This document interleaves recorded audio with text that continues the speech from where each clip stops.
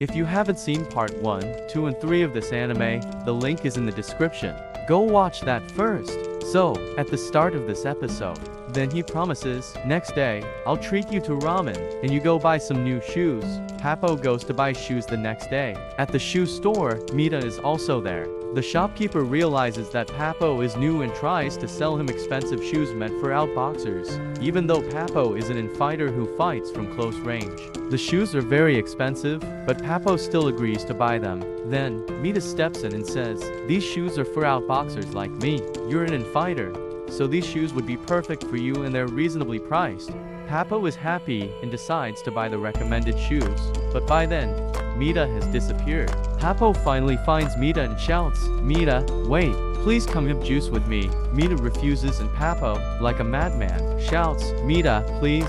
Mita then asks, what are you looking at? Papo responds, you learned boxing from your father, right? I'm so jealous. Mita is taken aback and says, are you kidding? Papo replies, no, I'm not joking at all. My father was very strict and didn't have much power, so he used his quick feet to box. I'll never reach the level he was at. His speed was extraordinary, but one day, something terrible happened during a match.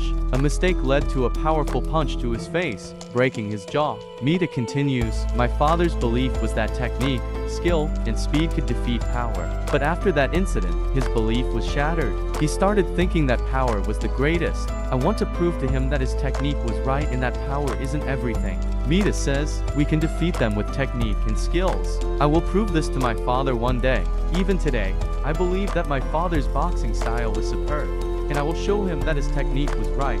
Hearing this motivational speech, Papo feels extremely motivated and says, have a nice day, before leaving. The next day, Papo tells his coach, we need to change our plan because I want to fight Mita fair and square. I will go head to head with him.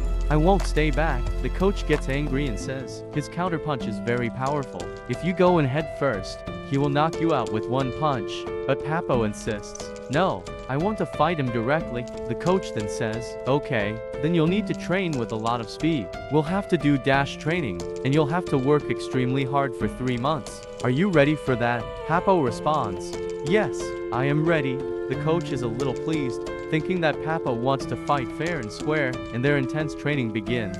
Papo starts training at high speed, pushing a scooter with great effort. The coach makes him work so hard that Papo feels like throwing up. The coach keeps pushing him, come on, faster. Then, Papo goes back to boxing training, and Mita observes him. The coach has put Papo through intense pain with this hard training. Even Takamura sits on him, and Papo collapses.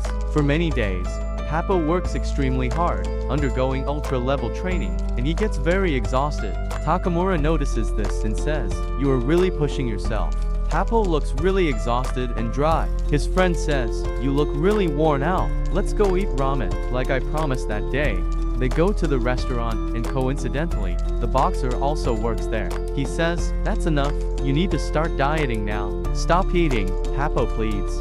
No, this is my last meal, I promise. His friend asks, can't you eat anything before the fight? The boxer replies, no, I can't eat anything because it takes a lot of time for me to lose weight since I'm so tall. I can't even drink water or take a bath because the body absorbs water. Papo walks home, thinking, everyone has their own struggles, but no one talks about them. I need to work even harder. Suddenly, he sees Mita working hard even at night, and this motivates him even more. From the next day, Papo starts working extremely hard, giving his 100%. The coach is pleased, seeing how dedicated Papo is despite the tough training. Those guys chase Papo again, but of course, they can't catch him as he's much faster now.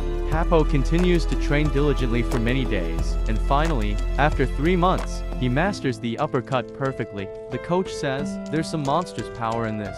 Everyone remarks, okay, so the match is tomorrow. That's why Papo has been working so hard. On the day of the match, his mother says, you seem to be in a hurry and took the wrong box. He replies, oh, sorry, and she comments, this is really heavy.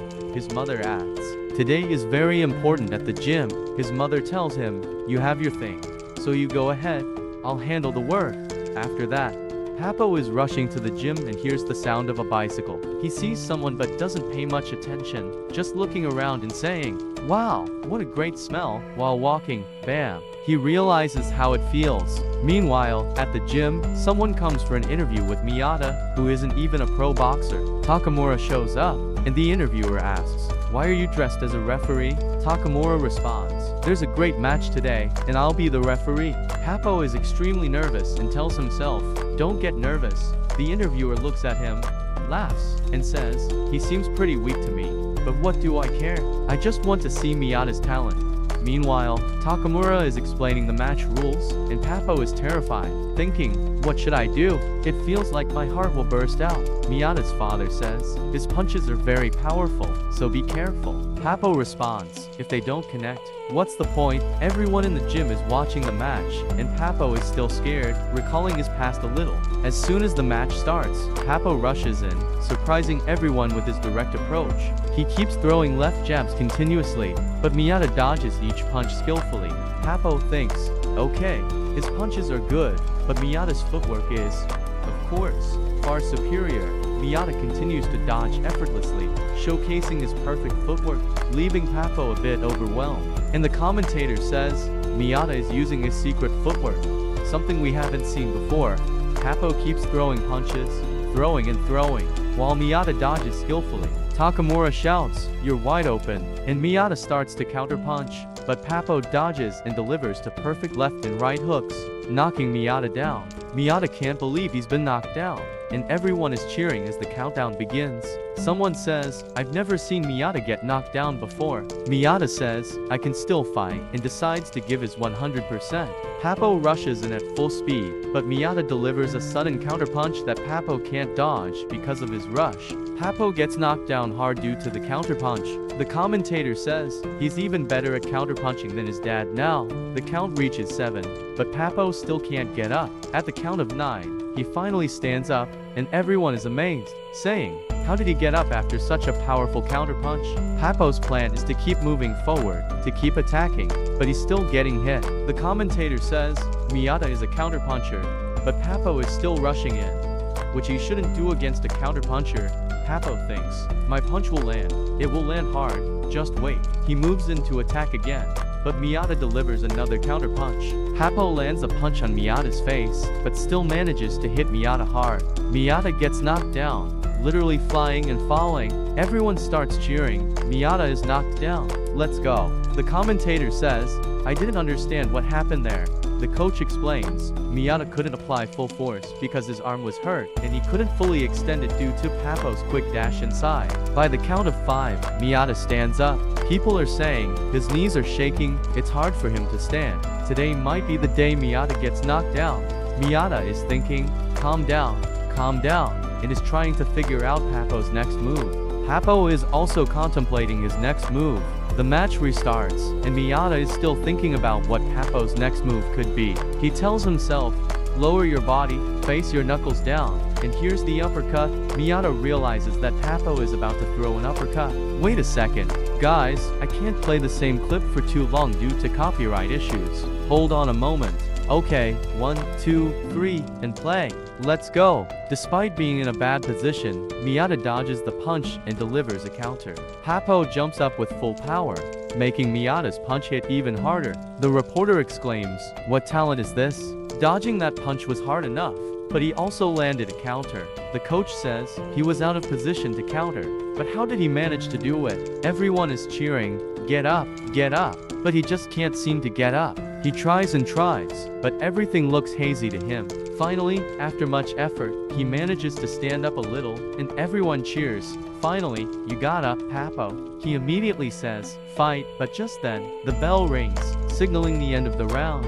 An elderly man quickly carries him off because, of course, it's break time after the round. Everyone is praising him. The reporter says, these are two truly unlicensed fighters boxing here.